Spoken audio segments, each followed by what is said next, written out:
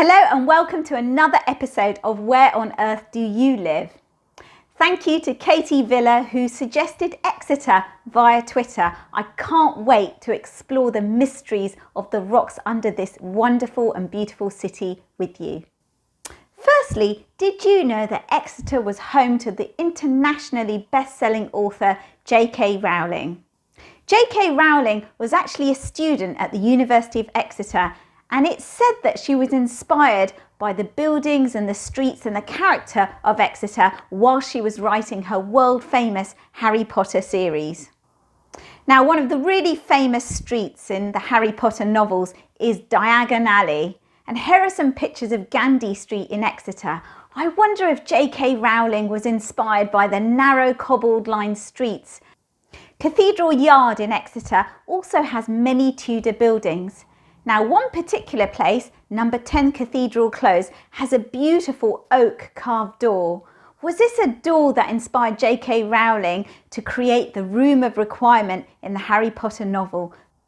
Now, moving on from Harry Potter, Exeter is also famous for its beautiful Gothic cathedral. This magnificent Gothic-inspired cathedral is said to contain the most varied geology of any cathedral in Britain. The stone that was used to construct Exeter Cathedral was actually sourced from 20 different quarries across the local area.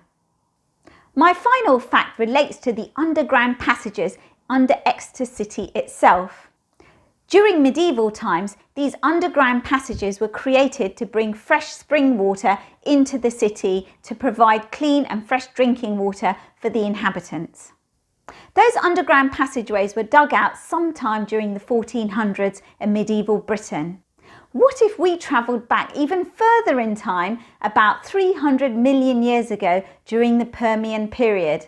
The city that we now know as Exeter would have existed in a completely different environment. Gosh, it suddenly got really hot and dry and sandy in here. I'm in a vast, dry, arid desert that would have existed in the Exeter area almost 298 million years ago during the Permian period.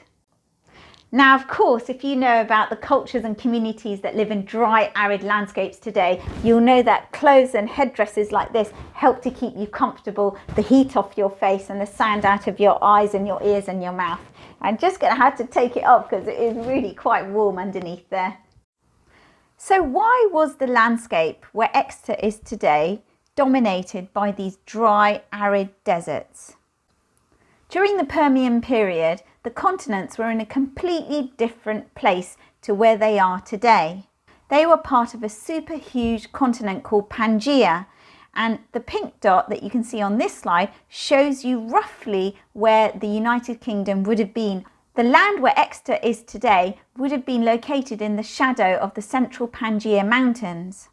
This area is known as a rain shadow. In the lee side of these mountains, there wouldn't have been very much rainfall, and this is why this part of the landscape would have been dominated by these dry, hot deserts. These mountain chains were subject to intense erosion, and the processes would have formed deep canyons, and flash floods would have washed sediments eroding from those mountain chains all the way down through river systems spreading across the vast desert plain. The clues are all in the rocks. These rich red sandstones are exposed on the East Devon coast and have a fantastic record of how these sediments have been transported all the way down to the desert plain from the mountains.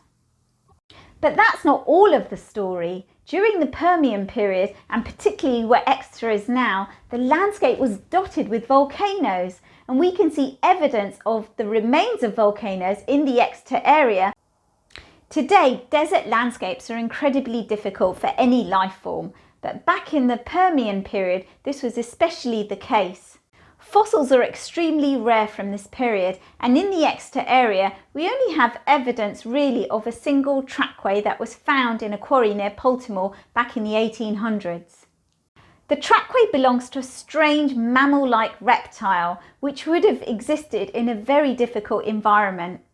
So for those of you living in Exeter today, imagine what it would have been like almost 298 million years ago. You would have had to have worn things like this just to keep comfortable in that dry, hot climate, and you might have come across those really strange reptile creatures on your walk to the shops. By looking at the fossil evidence and the clues in the rocks, now you know where on earth you live if you live in Exeter.